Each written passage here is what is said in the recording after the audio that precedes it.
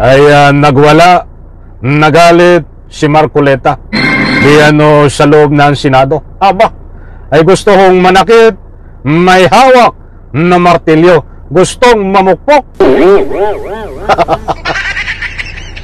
Alright, welcome back to my YouTube channel. I'm Andy's Vlog. Mga kaibigan, matindi ang galawan nitong si Marcoleta. Ay parang lasing lang ito eh. Pinagtawanan diyan sa loob ng Senado. Ang ginawa niya ay biglang nagalit. May hawak na martilyo, gustong manakit, mamukpok. Matindi, di ba? Isang like muna sa video na ito kung nagustuhan niyo po. Sabay-sabay po nating i-like ang video na ito. Sa lahat po ng hindi pa nakasubscribe dito sa aking YouTube channel, please subscribe. Pwede rin po kayong mag-share ng video na ito.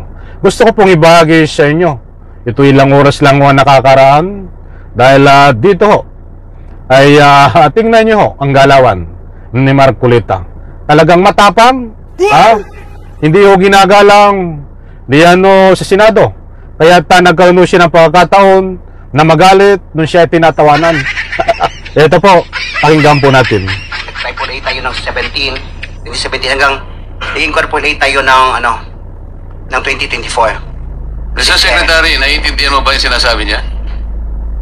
Kaya sabi mo hindi ka pa nakapag-umpisa ng project. Paano ka naging quadruple A? Ang ko lang, Mr. Che, yung sinasabi kong 1992 is highway pa yon. Yung nakita niyo yung highway. Hindi natin pinag-uusapan yung hardware mo. Ang pinag-uusapan natin flood control projects. Iyan po mga kaibigan naganap kanina. Yan po si Marcoleta. Medyo nag-iinit na ho. At huwag nyo pong kaligtaan panoorin hanggang dulo. Dahil sa bandang gitna ho nito ay babagi ko po sa inyo kung paano magalit at may hawak na martilyo itong si Marcoleta para ipukpok o dito sa kanyang kaharap. Tinatanong ka kanina, sabi mo hindi ka pa nagkapag-umpisa ng flood control projects. Paano ka nagkaroon ng lisensya? Paano ka naging quadruple A? At lalong mahalaga, paano ka nasama sa 15? Gumawa ka na ng flood control project. Gumawa na tayo ng flood control project. O ngayon gumawa ka na naman. Ano ba talaga yung totoo? Baka hindi ka makauwi sa araw na ito. Nagsisinungaling ka na naman eh. Ayan, nanakot na ho. Talagang nag-autay-utay na nagagalit.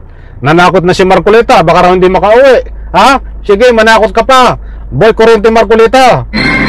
Ang sinabi ng Pangulo, kasama ka sa 15.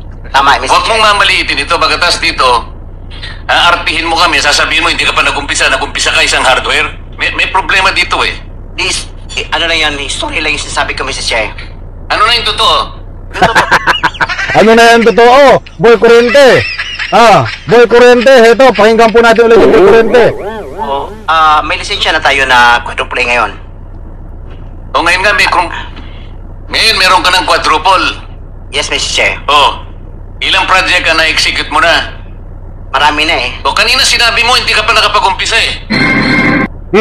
Meron akong hawak na martilyo rito, sinasabi ko sa'yo. Mr. Chair. Huwag kang tatawa-tawa kasi hindi nakakatawa ito Mr. Chair, dito lang nagsisinungaling ka na. Ayan, nagalit. Nagwawala diyan sa loob ng Senado. Itong si Boy Kurente Marcoleta. Dahil tinatawanan yung iniimbestigahan diyan po sa Senado tungkol sa flood control. Maliwanag po, mga mahal kong taga-subaybay na may hawak na martilyo. Itong si Marcoleta. Nang tawanan ho siya nitong kanyang iniimbestigahan ay biglang nagalit to at nagbanta na pupukpukin, mananakit dito po sa kanyang iniimbestigahan. Ganyan ho, katindi ang pag-uugali nitong si Boy Kurente Marcoleta. Mga kaibigan, ako po ay hindi kumakampi dito sa iniimbestigahan. Gusto ko nga po ay maimbestigahan ang flood control. But dito sa puntong ito ay walang kredibilidad para mag-imbestiga diyan sa loob ng Senado tungkol dito sa flood control sapagkat marami hong pinapakita nito sa Senado na hindi po akma sa kanyang mga galawan. Unang-una ay iimbestigahan si Escudero. Bakit hindi agad imbestigahan? Ang sangkot dito si Villanueva at ilang pang senador. Mapupunta sa wala ang investigasyon na ito. Pangalawa, nung iniimbestigahan si Sara Duterte, Siya ho ang nagpatigil, pero hindi nagawan tumigil ang investigasyon diyan po sa Quadcom. Hinaharang niyo po. Kaya gusto niyang accountability.